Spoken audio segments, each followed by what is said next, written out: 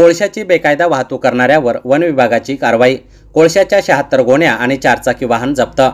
जालना तालुक्यातील काजळा फाटा येथे वन विभागाच्या अधिकाऱ्यांनी कारवाई करून बेकायदेशीर कोळशाच्या वाहतूक करणाऱ्या एका 4 चाकी वाहनासह 76 कोळशाच्या गोण्या देखील जप्त केल्यात, अशी माहिती शुक्रवार दिनांक 20 सप्टेंबर 2024 रोजी दुपारी 1 वाजता वन विभागाच्या अधिकाऱ्याकडून देण्यात आली।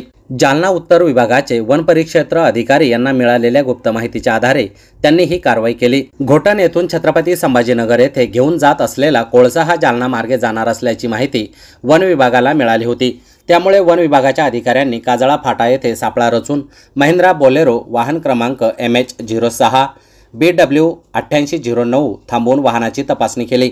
दरम्यान या तपासणीमध्ये वाहनात 76 गोण्या विनापरवाना कोळसा असल्याचं आढळून आलं। त्यामुळे कोळसा वाहून नेणाऱ्या विरोधात भारतीय वन अधिनियम 1927 चे कलम 41, 41(2), 52(1) व महाराष्ट्र नियमावली 2024 चे कलम 31(1), 47 अन्वये वन गुन्हा नोंद करण्यात आलाय।